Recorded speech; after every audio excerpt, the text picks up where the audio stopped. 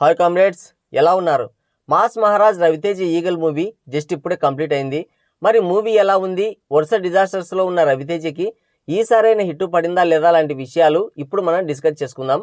ముందుగా eagle story విషయానికి వస్తే, హీరో రవితేజ అడవినే తన సామ్రాజ్యంగా చేసుకుని ఉంటాడు. అతన్ని టచ్ చేయాలని చూసినా, ఆ చుట్టుపక్కల ఎక్కడ అన్యాయం జరిగినా దానికి కారణమైన వాళ్ళని వదిలిపెట్టాడు. అయితే ఆ సామ్రాజ్యం నుండి రవితేజని బయటకు తీసుకురావడానికి చాలా మంది ప్రయత్నిస్తుంటారు, కానీ ఎవరికి చేత కాదు. చివరికి స్ట్రింగ్ ఆపరేషన్ పేరుతో మధుబాల అండ్ టీం ప్రయత్నిస్తారు. ఇంతకీ ఆ టీం అయినా రవితేజని పట్టుకుందా? రవితేజ ఎందుకు ఆ అడవిలో ఉంటాడు? మోస్ట్ వాంటెడ్గా ఎలా మారాడు? ఆయన లక్ష్యం ఏంటి అనేది మిగతా స్టోరీ.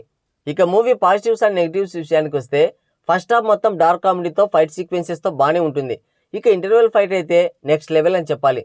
ఫస్ట్ హాఫ్లో జరిగే ప్రతిదానికి సెకండ్ హాఫ్లో మంచి కన్క్లూజన్ ఇచ్చారు. రవితేజ క్యారెక్టర్లో డిఫరెంట్ షేడ్స్ కూడా కనిపిస్తాయి. సెకండ్ హాఫ్లో వచ్చే ట్విస్ట్ కూడా చాలా బాగుంటాయి. ముఖ్యంగా చివరి 40 నిమిషాలు వేరే లెవెల్. సినిమా అంతా ఒక ఎత్తు అయితే, ఆ లాస్ట్ క్లైమాక్స్ యాక్షన్ పార్ట్ ఇంకో ఎత్తు. చాలా బాగుంది అండ్ చాలా బాగా డిజైన్ చేశారు కూడా. సినిమా అంతా ఎలా ఉన్నా ఆ క్లైమాక్స్ మనల్ని బాగా సాటిస్ఫై చేస్తుంది. టెక్నికల్గా ఈ సినిమా నెక్స్ట్ లెవెల్లో ఉంది. చాలా బాగా ఖర్చు పెట్టారని ఆ స్టన్నింగ్ అండ్ విజువల్ చూస్తేనే మనకు అర్థమవుతుంది. మరీ ముఖ్యంగా ఆ డైలాగ్స్ ఎవరు రాశారో కానీ సినిమాకి మేజర్ ప్లస్ పాయింట్గా మారిపోయాయి. హీరో ఎలివేషన్స్కి ఆ డైలాగ్స్ బాగా యూజ్ అయ్యాయి. Terrific dialogues, wonderful BGM, top class టేకింగ్తో సినిమా ఉంటుంది. ప్రొడక్షన్ వాల్యూస్ హై లెవెల్లో ఉంటాయి. కార్తిక్ ఘట్టంనేని సినిమాని అండ్ రవితేజని బాగా హ్యాండిల్ చేశాడు. నాకు తెలిసి రవితేజ ఫ్యాన్స్ కోరుకునే అన్ని అంశాలు పుష్కలంగా ఉన్నాయి సినిమాలో. మాస్ కమర్షియల్ అంశాలన్నీ బాగా రంగరించాడు. ఒక్క ముక్కలో చెప్పాలంటే out and out action mass commercial movie ఇది.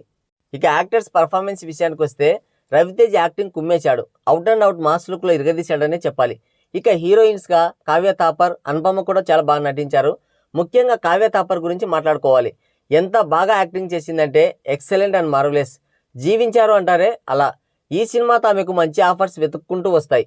మరి అన్నీ బాగున్నాయంటున్నావు, సినిమా అంత బాగుందా అంటే movie just average and below average అంతే. ఎందుకంటే ఇది అందరికీ రీచ్ అయ్యే సినిమా కాదు. రవితేజకి స్క్రీన్ స్పేస్ చాలా తక్కువ ఉంది. దానికి తోడు స్టోరీ మీద ఫోకస్ చేయకుండా ఓన్లీ యాక్షన్ పార్ట్స్ డిజైన్ చేయడంలోనే డైరెక్టర్ కార్తిక్ ఘట్టమనేని మునిగిపోయాడు. అసలు స్టోరీ ఏంటి, అది ఎట్టుపోతుంది, స్క్రీన్ ప్లే సరిగ్గా ఉందా లేదా అనేది చూసుకోలేదు. ఎమోషనల్ సీన్స్కి మనం ఏమాత్రం కనెక్ట్ అవ్వం, ఏదో అలా వచ్చి వెళ్ళిపోతాయి. ఈ సినిమాకి బిగ్గెస్ట్ ప్లస్ పాయింట్స్ అంటే hero Ravi Teja, heroine Kavya, action scenes and BGM.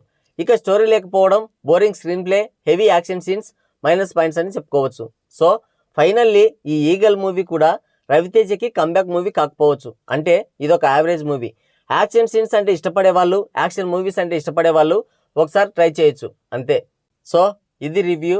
ఈ రివ్యూ పైన మీ అమూల్యమైన అభిప్రాయాన్ని కింద కామెంట్ సెక్షన్లో కామెంట్ చేయండి. మరోసారి మరో వీడియోతో మళ్ళీ కలుద్దాం. Thank you, take care, bye bye.